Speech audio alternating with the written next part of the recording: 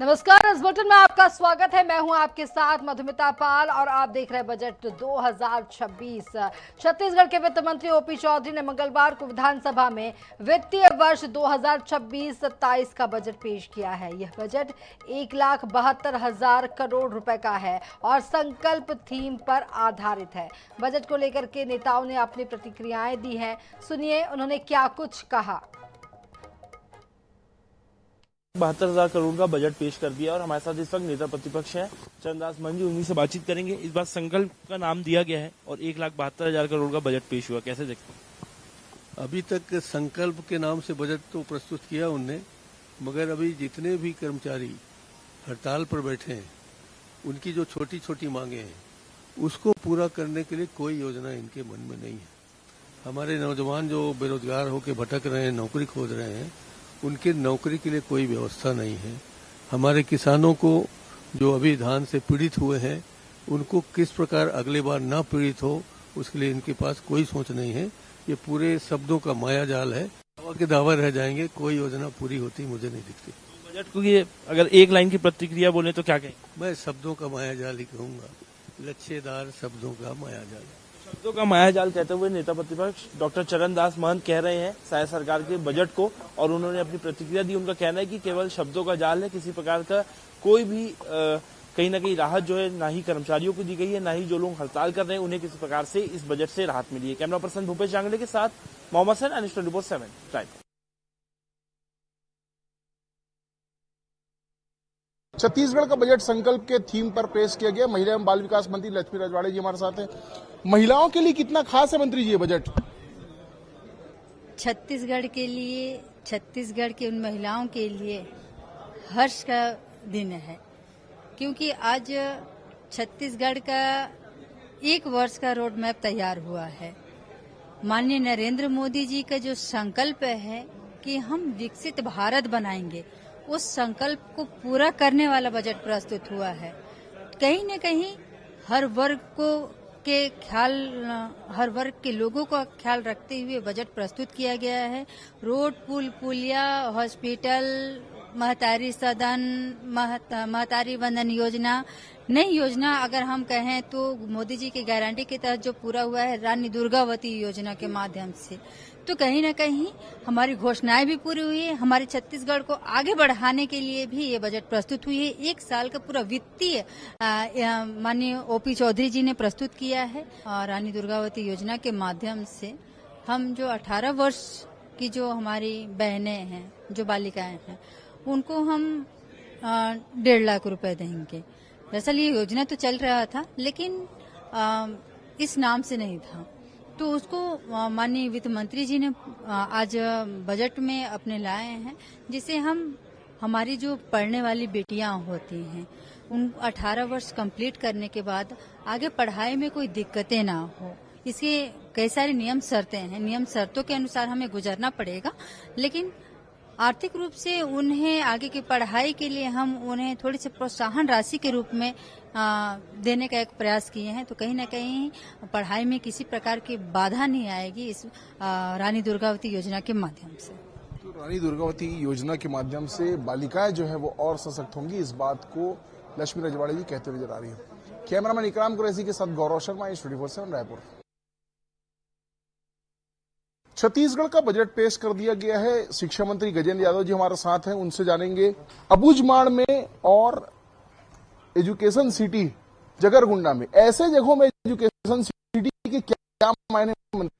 माननीय वित्त मंत्री जी ने नया एक जगरगुंडा में एजुकेशन सिटी की कल्पना की है, जिससे कि आने वाले समय में शिक्षा बहुत बेहतर होगा, बढ़ेगा, और बस्तर शांति की ओर है, तो शांति के साथ साथ उन लोगों को बहुत अच्छी शिक्षा मिले, इसके लिए सरकार बहुत ईमानदारी से काम कर रही है। सबसे अधिक राशि की अगर बात की जाए किसी विभाग को, तो आपके विभाग को मिली है। संतुष्ट भी हैं और कैसे आने वाले समय में छात्रों के भविष्य के लिए विकास हो सके, इसको सुनिश्चित करेंगे? नहीं, बिल्कुल, हम लोग 150 नए स्कूल बनाने वाले हैं, मॉडल स्कूल स्वामी विवेकानंद के नाम पे, और जो पुराने स्कूल हैं उसको और अत्याधुनिक करेंगे। इस बार के बजट में 120 करोड़ से ऊपर पुराने स्कूल की रिपेयरिंग का भी प्रावधान किए गए हैं। नए पुराने और अच्छी बेहतर व्यवस्था रहे, इस सब के लिए हम काम करेंगे। संकल्प की थीम बजट पे तो नजर आ रही, धरातल पर कितनी फलीभूत हो पाएगी? क्यों नहीं आएगी? जैसे हमने पहली बार जो बजट रखा ज्ञान के आधार पे, वो ज्ञान में गरीब था, युवा था, अन्नदाता था। आज उसका प्रभाव आप देखिए कि जब मैं एक उदाहरण दे रहा हूँ, पहले बजट में हमने पूरे प्रदेश में सब जगह नालंदा परिसर की घोषणा की। आज लगभग सब जगह नालंदा परिसर को बनने की वो है, कंप्लीट होने का है। अब उस नालंदा परिसर को इस बार के बजट में उनको कहा गया है कि कैरियर काउंसलिंग सेंटर हम उसको हब के रूप में डेवलप करेंगे। जो बच्चे पढ़ लिख रहे हैं, आगे क्या करना है, ये उनके लिए मार्ग प्रशस्त करेगा जो नालंदा परिषद इस बजट में। तो जो हम जो कहें वो सब हुआ। नगरीय निकाय विभाग में पहले पैसा अधोसंरचना पैसा जाता था, कहाँ काम होता था पता नहीं चलता था। सरकार ने उसको नए रूप में, नए कलेवर में नगरोत्थान योजना के रूप में इस बार के बजट में भी 900 करोड़ रुपए दिए हैं, जिसमें बड़े से बड़ा सड़क नगरोत्थान योजना के तहत बनेगा। इसका प्रभाव हमको दिखेगा। सरकार इस बार होम्योपैथी कॉलेज को अपने बजट में लिया है, जिससे होम्योपैथी सेक्टर में जो काम करते हैं उनके लिए एक माइलस्टोन साबित होगा। और जैसे कि मैं हस्तशिल्प का भी मंत्री हूँ, देश के 5 प्रमुख जो बड़े महानगर हैं वहाँ पे हमारा हस्तशिल्प केंद्र खुलेगा, जिससे कि छत्तीसगढ़ में यहाँ के जो कारीगर हैं, यहाँ के जो काम करने वाले बंधु हैं हस्तशिल्प क्षेत्र में, उनके लिए एक बड़ा रोजगार का केंद्र इस बजट में हमने दिया है। तो बजट मतलब अच्छा है, बहुत शानदार है। इसका प्रभाव भी आपको जल्दी दिखेगा। तो बहुत शानदार बजट है और इसका प्रभाव जल्द दिखेगा। इस बात को कैबिनेट मंत्री गजेंद्र यादव जी कहते हुए नजर आ रहे हैं। कैमरामैन इकराम कुरैशी के साथ गौरव शर्मा, न्यूज़ रायपुर। छत्तीसगढ़ का बजट संकल्प की थीम पर पेश किया गया है। कैबिनेट मंत्री राजेश अग्रवाल जी हमारे साथ हैं। मंत्री जी, कितना संकल्प बजट पे तो दिख रहा है, धरातल पे कितना फलीभूत हो पाएगा? देखिए, भारतीय जनता पार्टी की सरकार है और भारतीय जनता पार्टी का हर कार्य धरातल पर दिखता है, इसीलिए जनता इतना विश्वास करती है और निश्चित रूप से संकल्प पर आधारित है। हमारे वित्त मंत्री जी ने कहा है कि इसको दृढ़ संकल्प के साथ धरातल में उतारेंगे और सभी वर्गों, सभी क्षेत्रों को ध्यान में रखते हुए बजट प्रस्तुत किया गया है। साथ ही बस्तर और सरगुजा, जो हमारे ये दोनों संभाग अन्य तीनों संभागों से थोड़े पिछड़े हुए थे, इनको भी आगे लाने के लिए दृष्टिगत रखते हुए बजट प्रस्तुत किया गया है। निश्चित रूप से आने वाले समय में हमारे ये 2 संभाग भी अन्य तीनों संभाग के बराबरी में आएंगे, ऐसा मैं उम्मीद भी कर रहा हूं।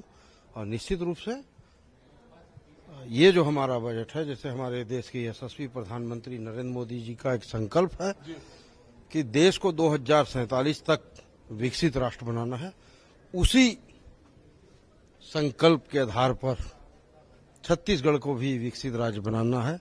इसके लिए बजट मील का पत्थर साबित। आपके विभागों के कौन कौन से प्रावधान जो है वो शामिल किए गए हैं और कितने उससे आप संतुष्ट नजर आ रहे हैं? क्या है हमारे विभाग के ऊपर तो यशस्वी प्रधानमंत्री जी का, यशस्वी मुख्यमंत्री जी का पूरा ध्यान है। जितना पर्यटन को बढ़ावा मिलेगा उतने ही ज्यादा रोजगार के अवसर बढ़ेंगे और व्यक्तिगत रूप से भी मैं मानता हूं कि हमारे जितना भी पर्यटन में हम विकास करेंगे, वहां के स्थानीय लोगों को रोजगार का अवसर ज्यादा मिलेगा। काफी चीजें पर्यटन के दृष्टिकोण से इसमें समाहित की गई हैं। आने वाले समय में छत्तीसगढ़ में पर्यटन और संस्कृति में काफी बदलाव देखने को। पर्यटन के साथ साथ अंबिकापुर के लिए भी काफी राशि के प्रावधान किए गए और काफी घोषणाएं भी की गई, कैसे देखते हैं? बिल्कुल, अंबिकापुर मैं तो बताया ना, सरगुजा और बस्तर जो हमारा थोड़ा सा अन्य राज्यों से, अन्य संभागों से थोड़ा पिछड़ा था, प्रस्तुत बजट से निश्चित रूप से आने वाले समय में इन तीनों संभागों के बराबरी में आएगा, ऐसा मैं उम्मीद करता हूँ। तो बस्तर और सरगुजा पर विशेष फोकस किया गया है और अन्य संभागों की तुलना में वो आएगा, इस बात को कहते हुए राजेश अग्रवाल नजर आ रहे हैं। कैमरामैन इकराम कुरैशी के साथ गौरव शर्मा, न्यूज़ रायपुर। छत्तीसगढ़ अब मेडिकल का हब बन रहा है और टूरिज्म की ओर भी सरकार ने अभी इस बजट में पर्याप्त प्रावधान हमारे वित्त मंत्री जी ने किया है।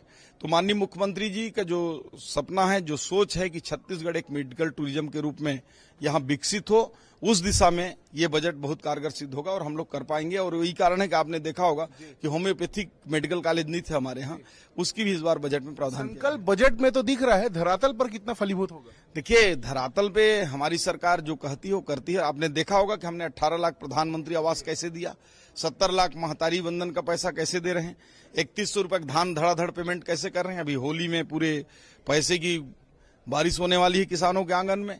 छत्तीसगढ़ के विकास के लिए ऐतिहासिक बजट है, इस बात को मंत्री श्याम बिहारी जायसवाल जी कहते नजर आ रहे हैं। स्वास्थ्य विभाग पर भी खासतौर पर फोकस है। कैमरामैन इकराम कुरैशी के साथ गौरव शर्मा, आई-24/7 रायपुर। छत्तीसगढ़ में संकल्प की थीम पर बजट प्रस्तुत किया गया। कैबिनेट मंत्री टंकराम वर्मा जी इस वक्त हमारे साथ, उनसे जानते हैं संकल्प धरातल पर कितना फलीभूत होगा और ये बजट कितना उसके लिए कारगर सिद्ध होगा। देखिए, हमारी सरकार की पहली बजट आई थी ज्ञान के नाम से, फिर गति के नाम से और अभी आए संकल्प के नाम से। 2 साल में छत्तीसगढ़ में काफी परिवर्तन दिख रहा है और अभी का जो बजट आया है वो हमारे प्रधानमंत्री जी का जो विजन है 2047 तक भारत को विकसित राष्ट्र बनाने वाला, उसी की एक बड़ा कदम है। और सबका साथ सबका विकास के मूल मंत्र पर आधारित है।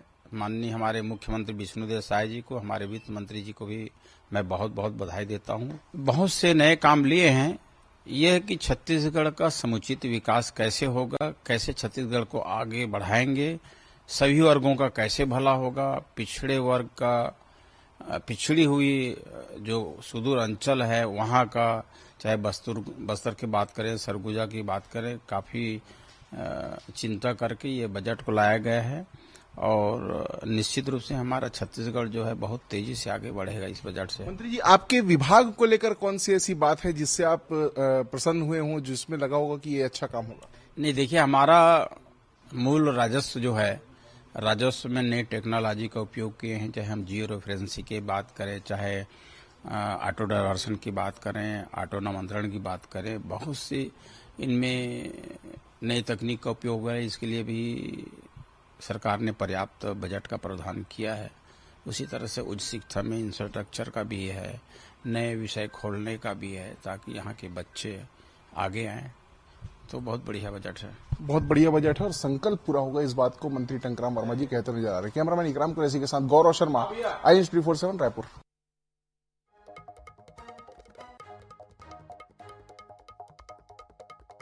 कैबिनेट मंत्री गुरु खुशवंत साहब हमारे साथ हैं। बजट जो पेश हुआ है कैसे देखते हैं मंत्री जी? संकल्प की थीम है, धरातल पर कितना फलीभूत होगी? देखिए, पहला बजट ज्ञान पर था, दूसरा गति पर और तीसरा अब संकल्प पे है। ज्ञान पे जब बजट आया था तो सभी वर्गों का ध्यान दिया गया था और सभी वर्गों पर काम किया गया था। फिर गति आया और गति के अनुसार बहुत तीव्र गति के साथ, जिस प्रकार माननीय मुख्यमंत्री जी का नाम है, तो साए काम करने का काम किया। अभी संकल्प है और उस संकल्प को पूरा करने का काम हम कर रहे हैं। जिस प्रकार मुख्यमंत्री जी हमेशा बोलते हैं सबका साथ और सबका विकास के मूल मंत्र के साथ, तो उस मूल मंत्र के साथ आज काम हो रहा है। आज हर वर्ग को इस बजट में जगह मिली है, हर समाज को इस बजट में जगह मिली है। तो निश्चित ही हमारा प्रदेश मजबूत होगा और विकसित प्रदेश बनकर। इंफ्रास्ट्रक्चर पे खास तौर पर फोकस है। युवा हैं आप स्वयं भी युवा हैं, युवाओं के लिए कैसे देखते हैं कि कितने इस बजट में संभावनाएं हैं? देखिए, हायर एजुकेशन में विशेष फोकस किया गया है। हम बात करें अगर महाविद्यालयों की बिल्डिंग्स को, नए बिल्डिंग्स बनाने के, तो उसके लिए करोड़ों रुपए इस बजट में प्रावधान किए गए। कुछ कॉलेजेस खोलने के लिए प्रावधान किए गए हैं। साथ ही साथ तकनीकी के क्षेत्र में विशेष फोकस किया गया है, क्योंकि कोई देश और दुनिया तकनीक के क्षेत्र में आगे बढ़ रही है। तो निश्चित ही IIT के तर्ज में हमने कहा था कि हम CGIT खोलेंगे, तो हम पहले 4 खोल चुके थे। इस बजट में 3 और नए CGIT का कहीं न कहीं प्रावधान हुआ। अब नए 3 CGIT खुलेंगे। फिर हमारे जो पॉलिटेक्निक है, ITI है, इंजीनियरिंग के कॉलेज है, उनके जो लैब्स होते हैं उसको हाईली टेक्नोलॉजीज करने की जरूरत है। तो उसके लिए भी इसमें पैसे का प्रावधान किया गया है। तो ऐसे हर प्रकार का कहीं ना कहीं इस बजट में प्रावधान है। इस सारे बजटों के माध्यम से हमारे युवाओं का भविष्य बहुत सुनहरा होने वाला है। तो युवाओं का भविष्य सुनहरा होगा, इस बात को कैबिनेट मंत्री गुरु खुशवंत साहब कह रहे हैं। अब ये देखना होगा कि इसका कितना असर धरातल में देखने मिलता है। कैमरामैन इकराम कुरैशी के साथ गौरव शर्मा, आई-24/7 रायपुर।